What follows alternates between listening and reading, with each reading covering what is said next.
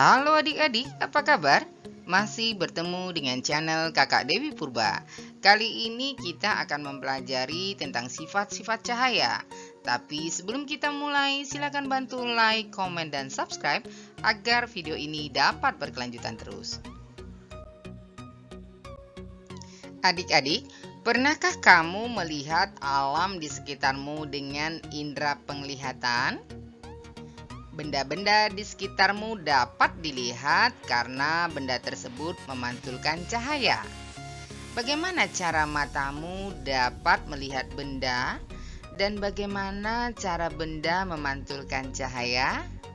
Nah, untuk mengetahui jawabannya, mari kita pelajari bab ini dengan semangat ya.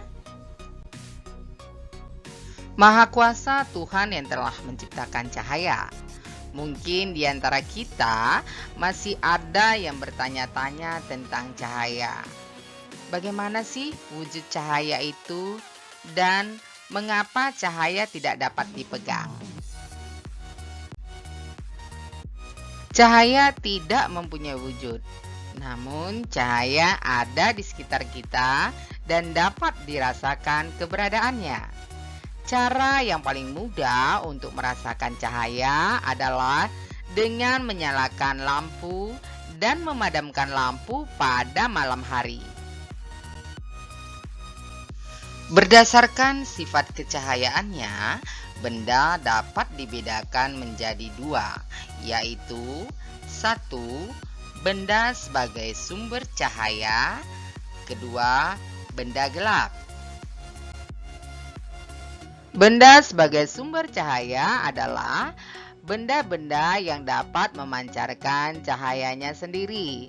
Contohnya adalah matahari, api unggun, dan bintang-bintang. Benda gelap adalah benda-benda yang tidak dapat memancarkan cahaya sendiri. Contohnya adalah batu, manusia, dan kertas. Cahaya memiliki beberapa sifat, diantaranya yaitu 1. Merambat lurus. 2. Dapat dipantulkan. 3. Dapat dibiaskan. Dan yang keempat, cahaya merupakan gelombang elektronik. 1. Cahaya merambat lurus. Sifat ini terjadi jika cahaya melewati satu medium perantara. Pembuktian sifat ini juga bisa dilihat berdasarkan benda untuk meneruskan cahaya. Contohnya yaitu 1. Sinar pada lampu senter yang merambat lurus. 2. Sinar matahari yang merambat lurus ke bumi. 2. Cahaya dapat dipantulkan. Pemantulan cahaya dapat dibedakan menjadi dua jenis, yaitu pemantulan teratur dan pemantulan baur. Pengertian pemantulan teratur. Pemantulan teratur adalah pemantulan yang terjadi karena berkas sinar datang jatuh pada permukaan halus atau rata. Contohnya adalah pemantulan pada cermin. Pengertian pemantulan baur. Pemantulan baur adalah pemantulan yang terjadi karena berkas sinar datang jatuh pada permukaan kasar atau tidak rata. Pada pemantulan baur dan pemantulan teratur, sudut pantulan cahaya besarnya selalu sama dengan sudut datangnya cahaya.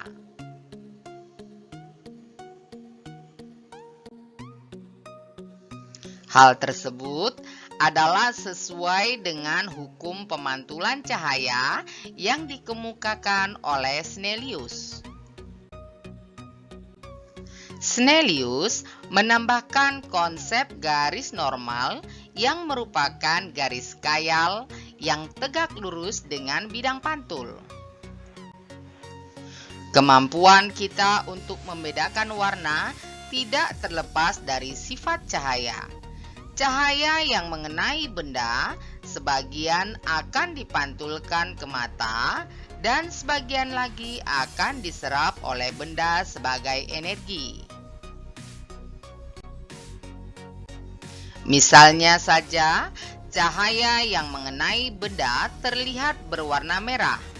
Hal ini berarti spektrum cahaya merah akan dipantulkan oleh benda, sedangkan spektrum warna lainnya akan diserap oleh benda tersebut. Ketiga, cahaya dapat dibiaskan.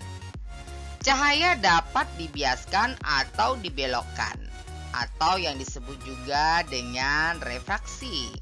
Mengapa bisa terjadi pembiasan cahaya? Ya, tentunya ini disebabkan karena dua zat yang dilewati oleh cahaya mempunyai kerapatan partikel berbeda.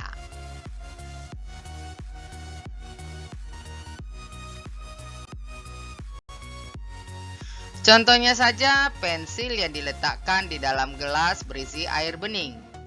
Pensil akan terlihat bengkok atau patah karena cahaya yang melewati udara dan air dalam gelas mengalami pembengkokan arah rambat. Contoh lain pembiasan cahaya yaitu dasar kolam renang yang terlihat lebih dangkal daripada sebenarnya. 4. Gelombang elektronika. Bayangkan saat ini kamu sedang berdiri di tepi pantai. Pada saat itu kamu melihat ombak yang sangat besar sedang melaju menuju ke arah kamu. Deburan ombak tersebut hanya memindahkan sejumlah energi dengan memindahkan mediumnya atau air laut karena angin. Hal ini dibuktikan dengan terdengarnya suara ombak atau energi gerak menjadi bunyi. Gelombang cahaya dapat mentransfer energi dari satu tempat ke tempat lainnya tanpa menggunakan medium. Gelombang cahaya terbentuk karena adanya perubahan medan magnet dan medan listrik secara periodik sehingga merupakan gelombang elektromagnet. Salah satu fenomena yang dapat membuktikan bahwa cahaya itu mampu mentransfer energi adalah saat lilin dinyalakan di sebuah ruangan yang gelap dan kemudian lilin tersebut dapat menerangi ruangan. Contoh lainnya adalah matahari yang memancarkan gelombang cahayanya melalui ruang angkasa atau tanpa medium. Gelombang cahaya matahari memancarkan ke segala arah sampai ke bumi meskipun melalui ruang hampa udara. Hal ini berarti gelombang cahaya dapat merambat pada ruang kosong atau ruang hampa udara tanpa adanya materi. Sinar yang dapat dilihat oleh mata manusia adalah bagian yang sangat kecil dari spektrum elektromagnetik. Cahaya yang tampak adalah cahaya yang memiliki panjang gelombang elektromagnetik yang dapat dideteksi oleh mata manusia.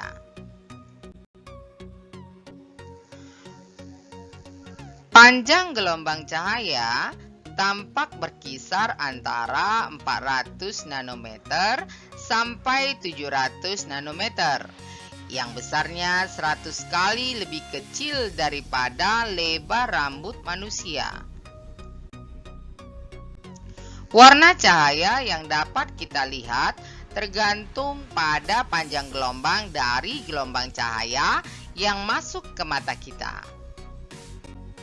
Berdasarkan frekuensinya, gelombang elektromagnetik ada bermacam-macam.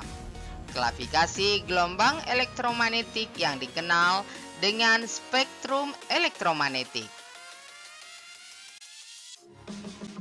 Berikut klasifikasi gelombang elektromagnetik yang dikenal dengan spektrum elektromagnetik. Sinar yang dapat dilihat oleh mata manusia adalah bagian yang sangat kecil dari spektrum elektromagnetik. Misalnya seperti cahaya hijau yang memiliki panjang gelombang sekitar 500 nanometer akan dapat terlihat apabila benda-benda yang berwarna hijau menyerap semua spektrum cahaya yang memiliki panjang gelombang kurang dari 500 nanometer dan lebih dari 500 nanometer, serta hanya memantulkan spektrum cahaya yang memiliki panjang gelombang 500 nanometer saja. Berdasarkan penjelasan tersebut, dapat disimpulkan bahwa sebuah benda hanya akan memantulkan spektrum cahaya yang warnanya sama dengan warna permukaan benda tersebut, sehingga kita dapat mengindrai dengan tepat warna-warna benda tersebut.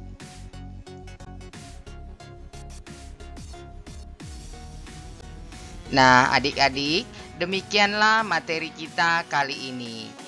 Jangan lupa bantu like, komen, dan subscribe agar video ini dapat berkelanjutan terus. Terima kasih, salam sehat selalu.